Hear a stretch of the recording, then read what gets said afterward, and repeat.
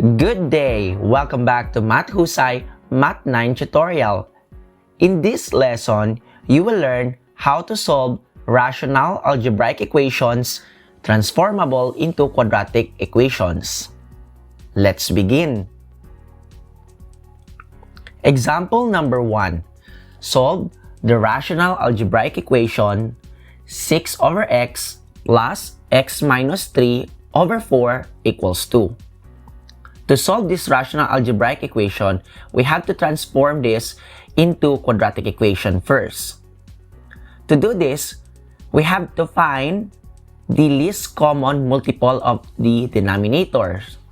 Now, we know that the LCM of 4 and x is 4x. Now, the LCM, which is 4x, will be multiplied to both sides of our equation. Now, if we multiply 4x to both sides of the equation and we begin with the left side, so 4x times 6, that's 24x, divided by x, that will give you 24, right? Now, 4x times the quantity of x minus 3 all over 4, that will give you x times the quantity of x minus 3 because 4 can be cancelled out. Now, on the right side of the equation, you have 4x times 2, that is 8x.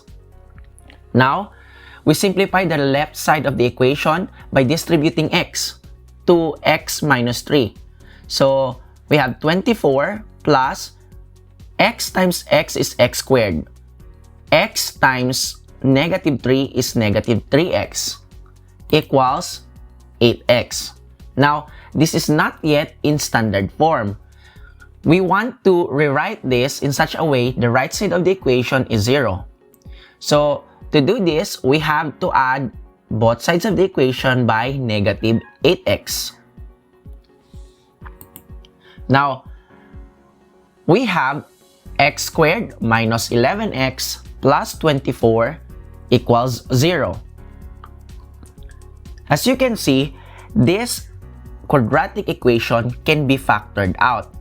So, now that we have transformed the rational algebraic equation into quadratic equation, we can now solve for x. Now, we have to think of the factors of 24 in such a way, kapag i-add natin yung factors na yon, that will give you the middle term, which is negative 11. So, what are the factors of 24 and 24 na kung saan pag i-add natin, negative 11 ang sagot? Now, what I have in my mind is pwede ang negative 8 at negative 3, right? So, kapag minultiply natin si negative 8 with negative 3, that will be positive 24. But when you add negative 8 and negative 3, that is negative 11. So, the factors of x squared minus 11x plus 24 equals 0 is x minus 8 times x minus 3 equals 0. Applying the zero product property, we have two linear equations. Ang isa, x minus 3 equals 0.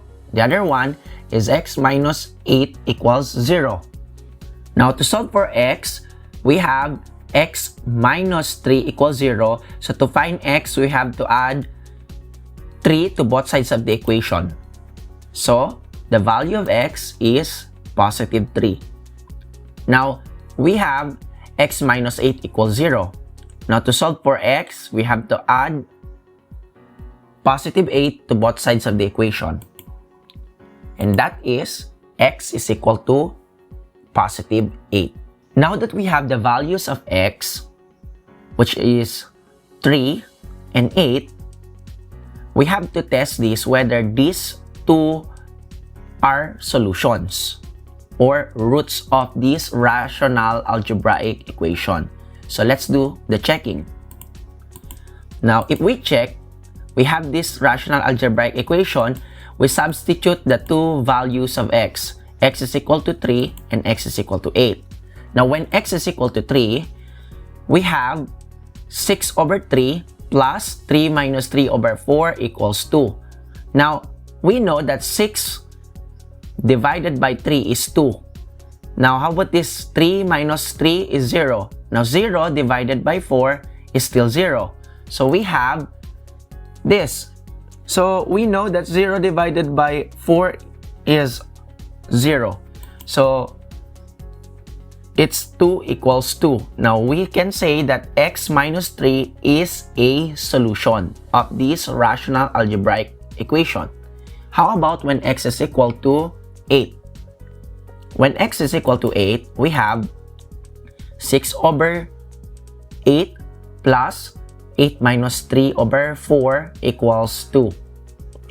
Note that we have 6 over 8 plus 5 over 4 equals to 2. Now, we're adding two fractions. So, the similar fractions. So, we get the LCD. So, we see that we can use 8. So, 8 divided by 8 is 1 times 6 is 6. So, that's why we have 6 here. 8 divided by 4 is 2 times 5, you got 10. So, 6 plus 10, it's 16 divided by 8 is still 2. Therefore, we can now say that x is equal to 3 and x equals 8 are both solutions of the rational algebraic equation 6 over x plus x minus 3 over 4 equals 2. Let's have example number 2. Solve x plus 8 over x minus 2 equals 1 plus 4x over x minus 2. Again, since we're dealing with rational algebraic equation, we have to transform this first into quadratic equation. And the first step that we have to do is to find the LCM. Now, in this case, we have this fraction, right? So, our denominator is x minus 2 and the other one is x minus 2. So, in this case, it's easy to find the LCM, which is x minus 2. Now, we multiply the LCM to both sides of the equation. So, if we multiply the quantity of x minus 2 with x, you will have x times x minus 2, right? Now, if we multiply x minus 2 with 8 over x minus 2, so x minus 2 will be cancelled out. What you have is positive 8. Now, on the right side of the equation, we multiply x minus 2 with 1. So, it's still x minus 2. Now, if we multiply x minus 2 with this expression, we will only have positive 4x. Now, we simplify both sides of the equation by distributing x with x minus 2 on the left side and combining like terms on the right side of the equation. So, we have x times x is x squared. X times negative 2, rather, you'll get negative 2x plus positive 8 equals 5x minus 2 because you have combined 4x and x. Now, we can rewrite this in standard form. So, rewriting this in standard form, we have x squared minus 7x plus 10 equals 0. Now, again, we can use different techniques in solving quadratic equation, but in this case, since this one can be factored out, so we'll use factoring. So, we'll get the factor of 10 na kung saan, kapag kinuha natin yung factor na yun, and if we add it, it should be negative 7. So, what are the factors of 10 that will give you negative 7 when you add them? So, we can choose negative 5 and negative 2 because negative 5 times negative 2 is positive 10, but when you add them, you'll get negative 7. So the factors of x squared minus 7x plus 10 equals 0 are x minus 5 and x minus 2. By applying the zero product property, we have two linear equations.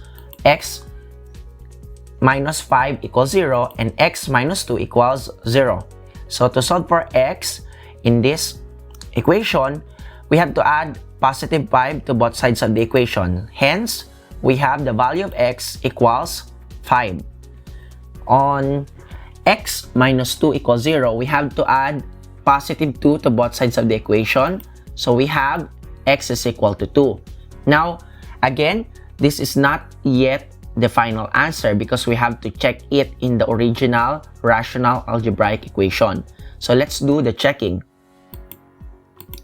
Now, we will substitute the values of x, which is equal to 5 and equal to 2. Now, when x is equal to 5, we see that we have 5 plus 8 over 5 minus 2 equals 1 plus 4 times 5 all over 5 minus 2. So the denominator is 3. So we have 5 plus 8 over 3 equals 1 plus 20, that's 4 times 5 all over 3. Now, to add these fractions, para mas mabilis, you copy the denominator, 3. 3 times 5, that's 15. You add it with 8, that will give you 23 over 3. Now, in this side, 3 times 1 is 3. Plus 20 is still 23 over 3. Hence, we can say that x equals 5 is a solution or a root of this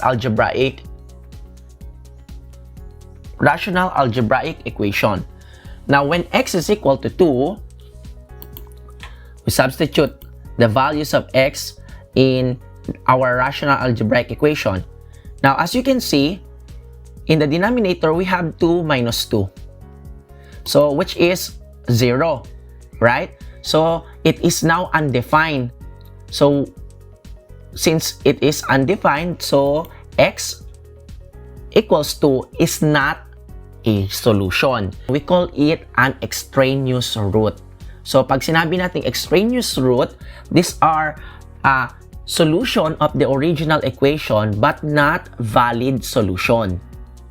So, again, so we can say that the only solution for this rational algebraic equation is positive 5.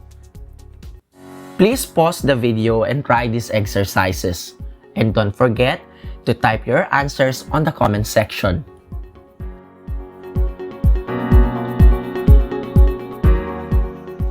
Kung may natutunan kayo sa tutorial na ito, huwag kalimutang i-like, share, at mag-subscribe sa aking YouTube channel.